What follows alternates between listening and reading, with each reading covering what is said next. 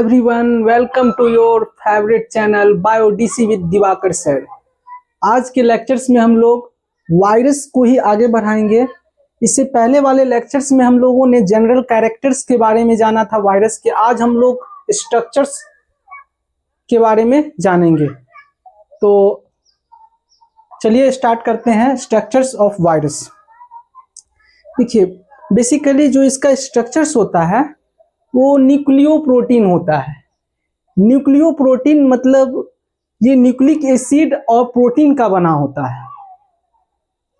Nucleic acid में जो genetic materials होते हैं वो काफ़ी इन्फेक्शियस होते हैं, और प्रोटीन जो क्या करते हैं, प्रोटीन जो है न्यूक्लिक एसिड को क्या करेंगे, वो प्रोटेक्ट करते हैं।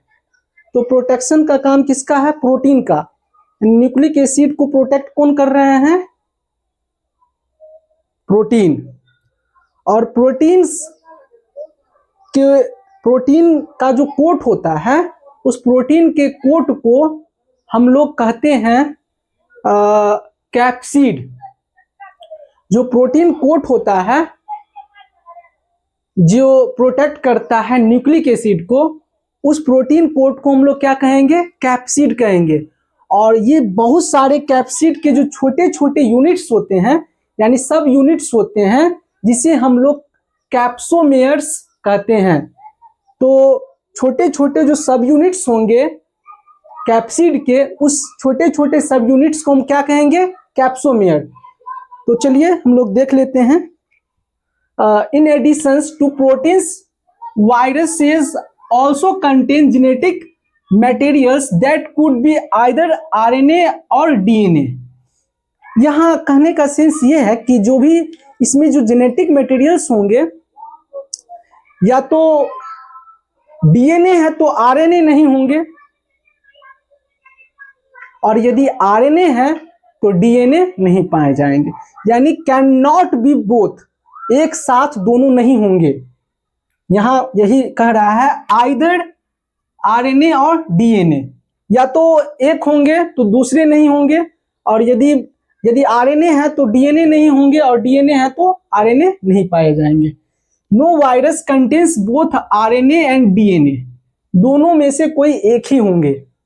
ए virus is nucleoprotein and the genetic material is infectious. इसका जेनेटिक मटेरियल काफी इन्फेक्शियस होता है। जेनेटिक मटेरियल क्या चीज का बना होगा? न्यूक्लियोप्रोटीन का। और ये न्यूक्लियोप्रोटीन दो चीज से मिलके बनेंगे, न्यूक्लिक एसिड और प्रोटीन।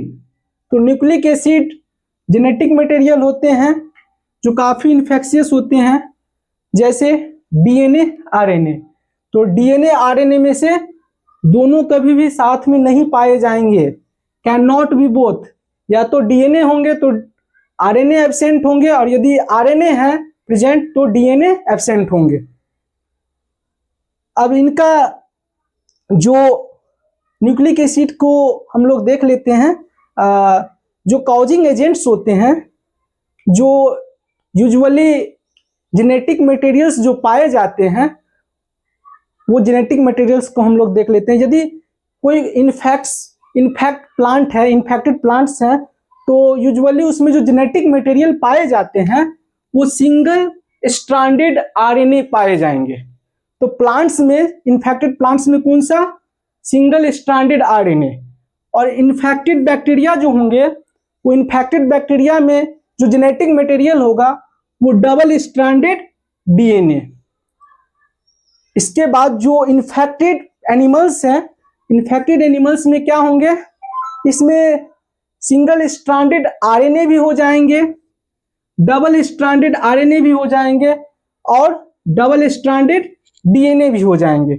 यानी single stranded RNA, double stranded RNA, ये दोनों तो होंगे ही, साथ ही साथ डीएनए भी हो जाएंगे। तो डीएनए डबल स्ट्रैंडेड रूप में होंगे। अब इसका जो प्रोटीन का जो कोट होता है, जो न्यूक्लिक एसिड को प्रोटेक्शन देता है, यानी एज ए उसको बॉडीगार्ड के रूप में सुरक्षा प्रदान करता है, उस प्रोटीन कोट को हम लोग कैप्सिड कहेंगे। उस प्रोटीन कोट को क्या कहेंगे? कैप्सिड। और बहुत सारे कैप्सिड का जो छोटे छोटे स्मॉल यूनिट्स होते हैं जिसे हम लोग कैप्सोमेयर कहते हैं। तो आशा करते हैं कि आप लोग को ये समझ में आया होगा। ये काफ़ी इम्पोर्टेंट है आपके जो एग्जामिनेशंस, कोई भी एग्जामिनेशंस हो, बोर्ड एग्जामिनेशंस हो या कॉम्पिटिटिव एग्जामिनेशंस हो लाइक नीट, ये सब में काफ़ी ये इम्पोर्टेंट होता है। वायरस का जनरल कैरेक्टर नहीं पूछता है, लेकिन इसका स्ट्रक्चर्स बहुत जरूरी है। तो स्ट्रक्चर्स को आशा करते हैं आप लोग समझ गए होंगे। तो